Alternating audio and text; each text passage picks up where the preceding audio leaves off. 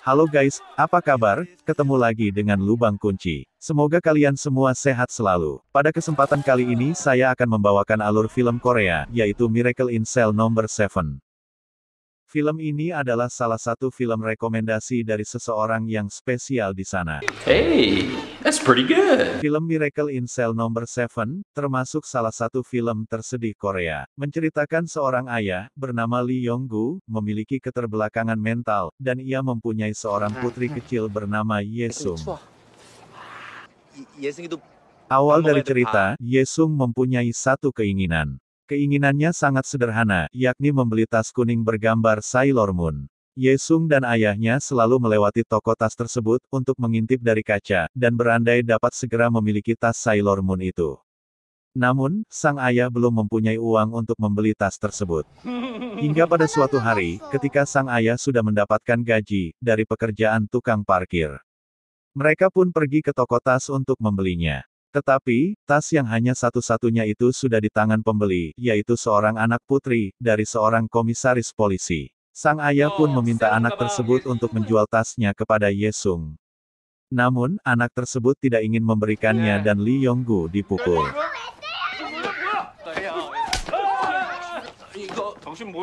Setelah itu, anak komisaris polisi tersebut menemui Lee Yong-gu, untuk memberitahu bahwa ada toko lain yang menjual tas yang sama.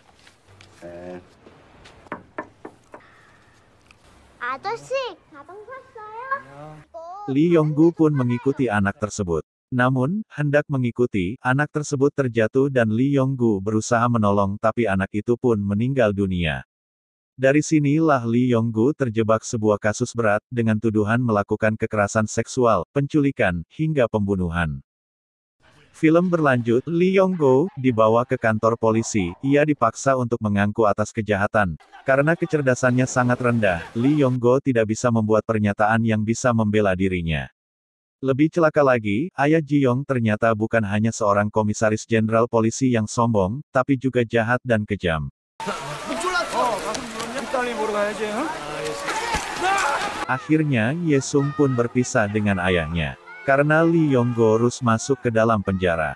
Yesung pun dikirim ke dalam lembaga pengasuhan, dan ayahnya dimasukkan ke dalam sel penjara No. 7, yaitu sel yang mempunyai tingkat keamanan yang tinggi. Di dalam penjara, Lee Yong-gu mendapatkan penyiksaan dari sesama narapidana, karena kekerasan seksual terhadap anak di bawah umur dianggap sebagai kejahatan yang fatal.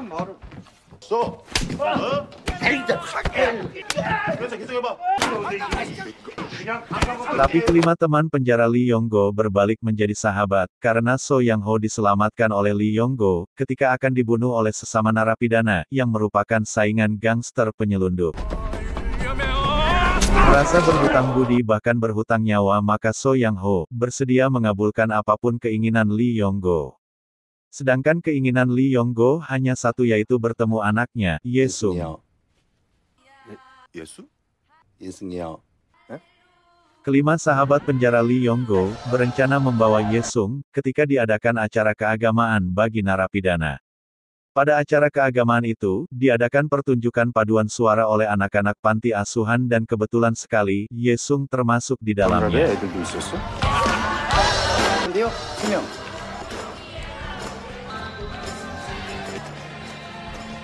Men Beom berhasil menyelundupkan Yesung ke sel nomor 7, dengan memasukkan Yesung ke dalam kardus roti.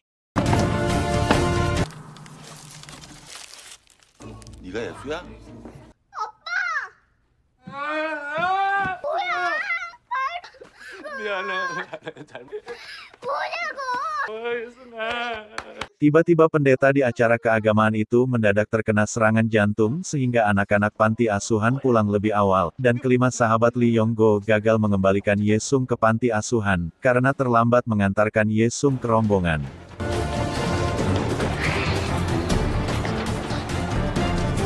Akhirnya Yesung pun tinggal di sel nomor 7, sambil menunggu tapi dalam beberapa hari itu malah terjalin persahabatan antara para narapidana di sel nomor 7 dengan Yesung.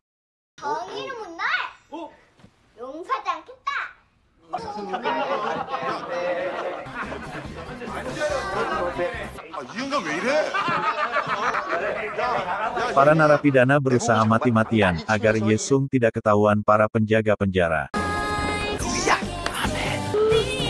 Film berlanjut ke Yesung, ketahuan oleh para sipir, akibatnya Yesung dikembalikan ke panti asuhan dan Lee Yong-go dipindahkan ke sel isolasi.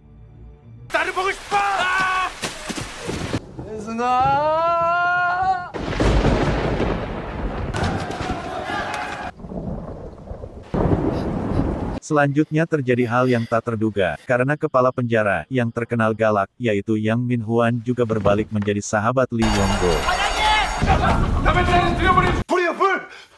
Hal itu disebabkan karena Lee Yong-go berhasil menyelamatkan Yang Min-hwan ketika terjadi kebakaran di penjara.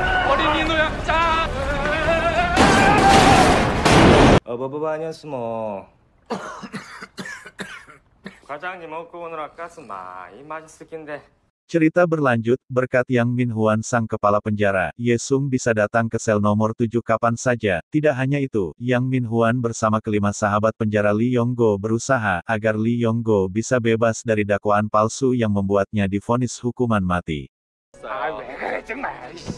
Bahkan Yang Min-hwan nekat menghadap komisaris jenderal polisi yang anaknya diduga diperkosa dan dibunuh oleh Lee Yong-go. Yang Min-hwan mengajukan permohonan agar dilakukan persidangan ulang bagi Lee Yong-go, karena memang belum ditemukan bukti kuat bahwa Lee Yong-go lah yang telah membunuh dan memperkosa.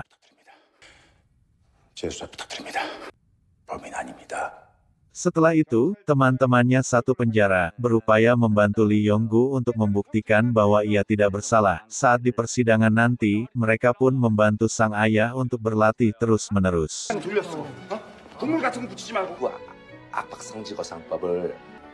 재판장님, 지적 장애입니다. 셀러문 가방도 사주고. Cerita berlanjut, saat persidangan terjadi, semua dikejutkan dengan pengakuan Lee Yong-go yang di luar dari latihan-latihannya ataupun di luar dari kebenarannya. Ia mengaku bahwa ialah yang melakukan semua tindakan kejahatan yang dituduhkan terhadapnya.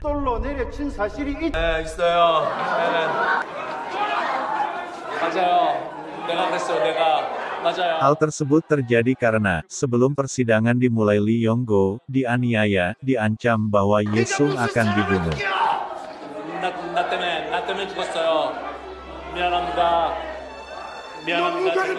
Sayang dan cintanya kepada Yesung putri kecilnya, membuat ia mengakui tuduhan terhadap dirinya.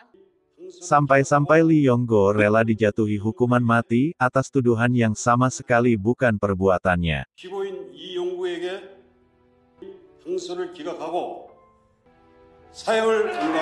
Karena Lee Yong-go tetap divonis mati, mereka berusaha mengeluarkan Lee Yong-go dari penjara dengan balon terbang. Sayang sekali walaupun sudah didukung oleh seluruh narapidana, tapi usaha kelima sahabat Lee Yong-go itu gagal.